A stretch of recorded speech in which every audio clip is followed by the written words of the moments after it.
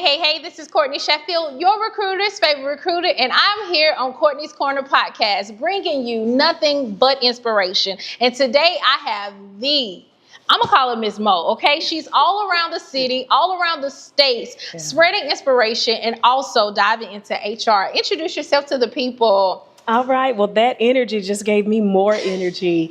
I am Montiqua Mathers, Pettway. So excited to be here with you, Courtney. Love what you're doing. Courtney's Corner. Check it out. And I'm just really excited to be here with you today. I love it. I love it. So tell us, how did you get into HR? Yeah. So 24 years ago, Skin in the math game. is not mathing though, because I'm only 30. So Amen. Judge yourself. It's giving 30. It is. Courtney, I get that question a lot. And I went to school to study communications and speech. I was going to be live at 5, 6, and 10. I love it. Did 2 internships. And that's when I decided that the thing that I thought I wanted to do all my life wasn't what I wanted. That's good. And that was a scary place, right? Because it searches you. It forces you to search, right? Absolutely. And so I felt like early I started asking God, what am I supposed to do? Because I know what I wanted to do, and now it's no longer aligning. So literally, it's as simple as one day I'm sitting at work, this lady walks in, she has this energy that I just felt the essence of, and I said, I'm so sorry, what do you do? Yes, what's that? She told me that she was a recruiter. I didn't even know what recruiters did, but the more I talked to her, the more I felt like if I'm going to spend my time at work, that's how I want to feel. That's good. And so literally started at a staffing service, right? Thought that I would have the opportunity to interview people and put people to work. And they said, no, ma'am, you will be in the back, in the files, looking at forms and determining if people are who they say they are and if they need accommodations. And this was before ADA. And it was a very humble beginning, looking at documentations for I-9 forms and literally. You know what's crazy? That's how I started. Really? That's how I started. That and giving drug screens. Yeah. That is crazy, but look at us now. Yeah. Okay, keep going. That excited me. Okay, yes. So 24 years later, God has allowed me progressively to gain more responsibility, to lead people, to lead organizations. And now I have 2 Fortune 100 companies under my belt that God has allowed me to support, to grow, to learn the game, to lead the game. And so here's where I am, trying to give back and also doing my own thing as well. Absolutely. With People First Consulting. So, I love that. Let's talk about People First Consulting. One, that name itself is powerful. Yeah, People First. Yeah. Let's talk about it. Yeah. So what was interesting about that is all my career, I've heard people say, oh, I love my people. It's all about my people. Our people, our people, our people. Yes. And unfortunately, what you find out is while a lot of people are well intended, their processes, their policies are the antithesis of what they say they want to do. And it doesn't allow for people to thrive. It doesn't put the person first. And so after hearing it so long, I thought, you know what? I'm going to show them how it should be done. That's good. What it looks like when we truly show value to our people. Doesn't mean that we always say yes, but it does mean that we do things with them in mind. That's good. Yeah. That's good. Yeah. Oh my. And I see you out in the community with Second Chance. I see you've done TED Talk this past week. I'm just so proud and honored to even have you on Courtney's Corner today. So in putting people first, especially in careers, because we can't, most people take careers lightly, but I say careers align with your purpose and who you were meant to be in this earth, and how you show up is important. Can we dive into that? Like, what is one of the things that you teach people when it comes to career, and then in putting not only them first, but teach them how to put themselves first in their career. Yeah, I love that, Courtney. And oftentimes, though, I tell people sometimes your purpose and your passion don't always align. That's and good. There has to be an intentionality behind, right? That's good. Figuring out that's good. How do I merge the two? And when you can merge the two, I think that's when people are the most fulfilled. I agree. Right? I think that's when people are the most fulfilled. And if not, then do what pays the bills and then follow the other as a hobby. But there is a difference. There is a difference. There's definitely a difference. There's a difference. Absolutely. But for me, I think sometimes it's about blocking the noise. And when I say blocking the noise might be, well, my dad's a doctor, so I need to go into medicine. Yes. Well, not necessarily. Not necessarily. That was dad's calling. It may not be yours. Absolutely. Right? And I was at UAB, and they won't mind me saying this. I'm talking to a 19-year-old that's freaking out, and I'm like, sweetheart, you're 19. Just relax. Just relax. Breathe. Yes. Breathe. Let's get these core classes out the way. Absolutely. But it's truly about being intentional to find that thing. Yes. Yeah. This sounds corny, but that you would do for free. Absolutely. No, that's not corny. That's factual. You would do for free. Absolutely. Right? And that because you enjoy it so much, because you get so much fulfillment out of it. Absolutely. That oftentimes brings passion and purpose together. That's good. Right? Together. That's good. Or find somebody you trust and say, hey, what is it in me that you see that I do really well, and would you pay me for it? That part. Yeah. Because in thriving, like I would say, and that's why I'm so passionate about career development, because I feel like I didn't peak in my career until I was 30. Yeah. Yeah. So it's like knowing who you are, knowing what you want. Yeah. We were just at church Sunday, and our apostle was talking about generations and how the mom cut the butt off the ham, I believe. Yeah. Year after year. So her grandmother did it, her mom did, and she was doing. And so she finally asked that question, why are you doing that? And it was because the pan was too small. Yeah.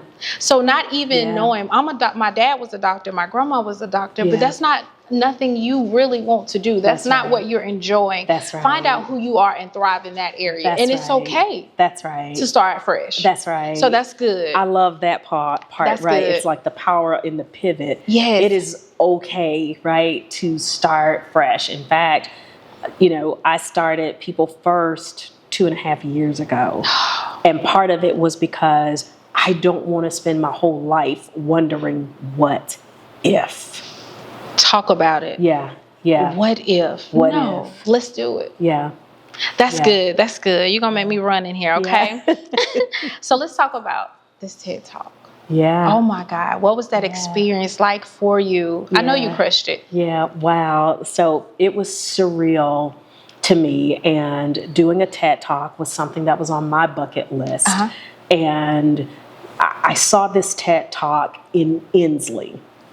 And the organizer, shout out to Lavella Jones, I thought, I was raised in Inslee, right? The house is still there, 1420 Avenue J. And I thought, for me, this isn't a talk, this is a moment. And I am speaking on behalf of all the children that look like me, that grew up in Inslee, or in Fairfield, or in Woodlawn, in Kingston. You insert the city, right? But those of us that were sometimes made to feel like the forgotten. And I thought, this is the moment. And so the talk God put in me is stop praising grit. And it is the notion that children succeed alone. And they don't. Children were never meant to have to navigate adult systems. So yes, I might have grit. I might be what you consider gritty, but you also need to understand the context that required it. Yes. And that's what the talk was about, for adults to realize, don't wait to be tagged in. We need you now. Right now. We need you now. And as we look at a generation of children that are so subjected to society's narrative, now more than ever, we need the adults to stand up, man up, woman up, and be that village, part of that village that child needs so that they can be successful. Absolutely. And that was the essence of the talk. I see the passion in your eyes. Yeah. I hear it in your voice. Yeah. And I totally agree. Yeah. I totally agree. Yeah. Wait a minute. Yeah. Yeah. Because resilience shouldn't replace support. Come on here. Yeah. And being honest in the areas where you failed. Yeah. Instead of beating them down when they fall, push them forward. That's right. And let them know it's okay. That's right. It's okay. That's right. Okay. Yeah. Yeah. So it was a moment. Okay. Oh my. Okay, so we're seeing major shifts. I don't even know if I want to move forward. I want to stay here for a minute. But we're seeing major shifts in IT and tech space. Yeah. From AI, job displacement. Yeah. What is your advice? Yeah. To people in career? Should they push back? Should they pull forward? Should they go harder? What should they be doing in this moment in time? Thank you for asking that question, because recently I did a talk for the Alabama Community College systems titled Imagine the Future. And one of my challenges was stop thinking that the future is 20 years from now. The future is here. Be agile. Absolutely. Right? Be agile. Remain open to learning. And we hear this a lot. Will AI replace my job? It won't replace, well, let me say it this way. Say it. If you are not competent and capable of integrating AI, of utilizing AI, that's good. Then it is extremely likely that what you do will become obsolete. That's good. People need to know that. Yeah. See it almost like a partnership, not a replacement. But if you fail to, you will be replaced. You'll be replaced. Absolutely. Yeah. That's good. Yeah. I mean, it's here. So what has this looked like? You said 24 years of navigating the workplace, especially as being a woman, a Black, thriving, successful woman at that. Yeah. You know, seeing a lot of changes in the workplace, but being nimble enough to appreciate that the work is still not done. Oh, that's good. There are still places where women are not paid adequately or in alignment with their male counterparts. In fact, we celebrate it because now we have 2 female CEOs of color. 2. So I think 3 decades in the workplace, I have seen the evolution. I have seen the progress. That's good. But I also appreciate knowing that the work is not done. So the more that we can continue to educate, the more that we can continue to upskill, because regardless of the gender, you have to be ready. But for women, it is important that we are really ready. Absolutely. Right? And when I say really ready, that means with our voice, with our choices, being in the spaces to get the opportunities is incredible. If you're not in the space, you'll never get the opportunity. And then I would also say this, find mentors that may not look like you, find sponsors. Because sponsors are the ones that say your names in the rooms where your feet haven't touched. Sponsors are the ones that help you get to your next. So appreciate the fact it takes all of us in this place to get it done. It definitely does. Yeah. It definitely takes unity, and it you can't be so competitive. You have to be able to work together. So that's good. That's good. If I could share just for a moment, I had the pleasure of hearing Sherry Shepherd speak at a convention. Blew my mind because I hear Sherry's name and I think comedian. You know, I won't say that I don't take her serious, but I saw a different side of Sherry. And one of the things that she reminded me, and you said it's unity, but it's sometimes realizing that you might find the answer in the most unlikely of persons. Absolutely. And for her, the person that helped her was Rosie O'Donnell. And one thing I want to say about pay inequity, we talk about it, but we talk about it in silos. Yes, we know that pay inequity is real, but until we're able enough to be confident enough or vulnerable enough to say, here is where I am. Yes. You should be there too. And realizing that me helping you get there takes nothing away from me. That part. Until we reach that level of transparency and honesty, then the pay disparities will remain.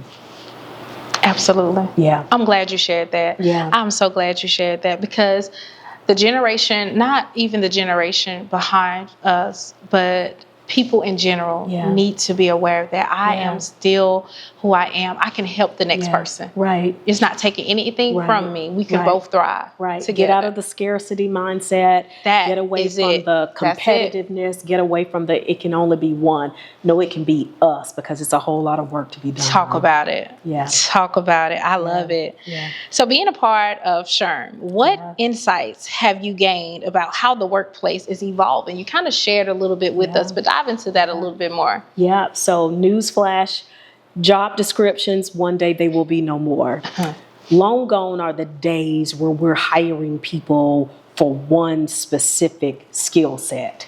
I like that. It is important, it is critical that you remain agile and have the ability to reskill and upskill. People now will hire you based on projects that need to be done. And the more competencies and proficiencies you possess, the more in demand you are.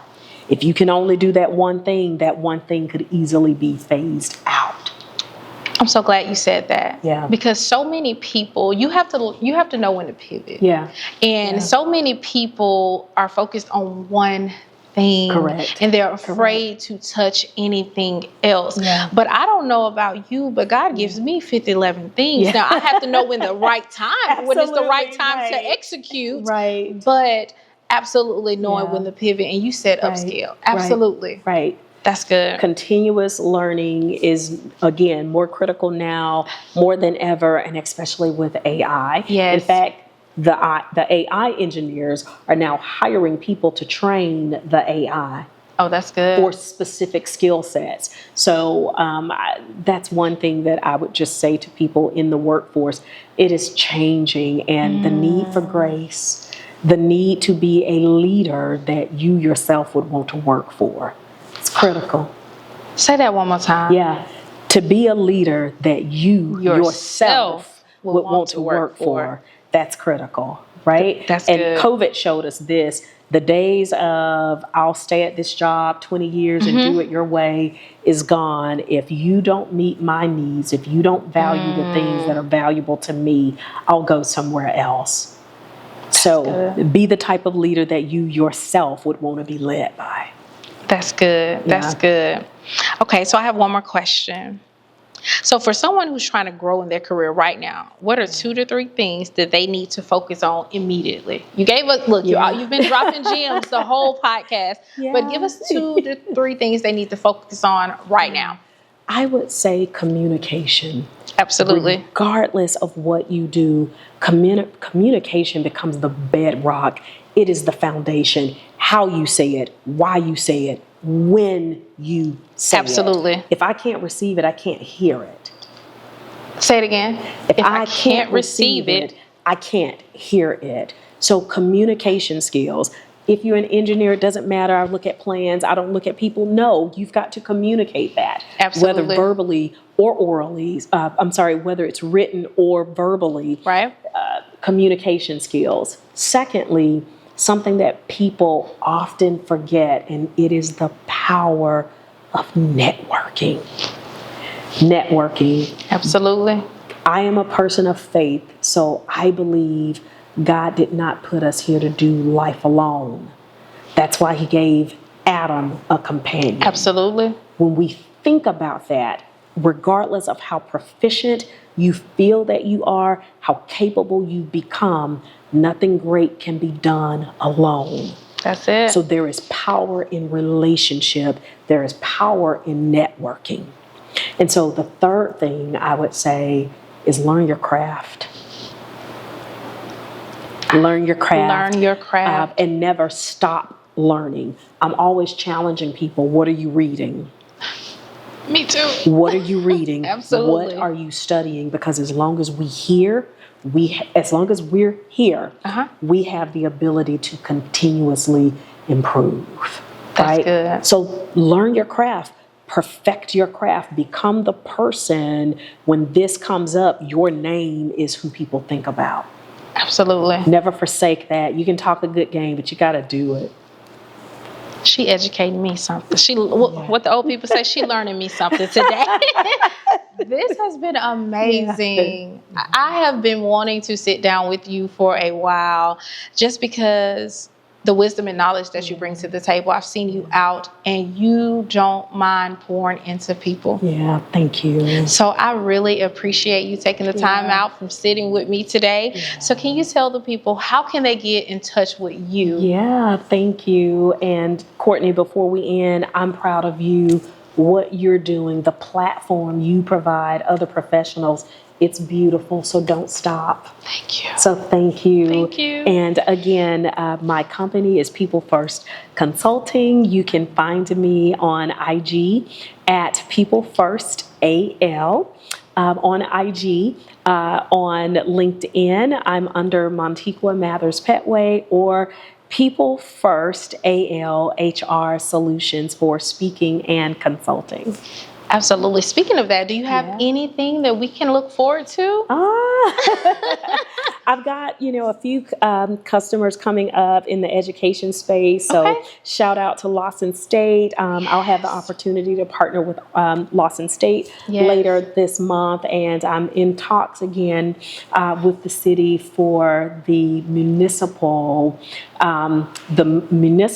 court conference. I did that 2 years ago. And so we're in the early stages of talking about that. So Women in Trucking, I'm hoping to see you again in October. But I'm just believing God for new stages, new platforms, and greater impact. Okay, so before you say you're looking for new stages, so just tell the people one more time, how can they get in contact with you and what can you bring to their organization?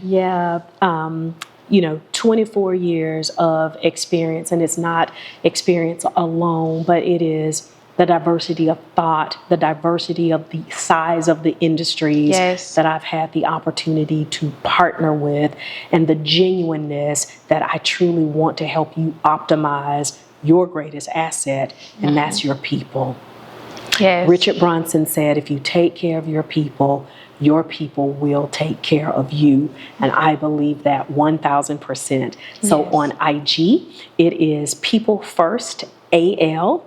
My website is www.peoplefirstal.com. So just super excited. And I'm also on LinkedIn under Montiqua Mathers Pettway or People First HR Solutions. So I'm excited. Make sure you guys stay connected with her. Follow her on all social media platforms to see what she's bringing to the community. This is just not something, she's just not an individual that talks about it. She walks it out.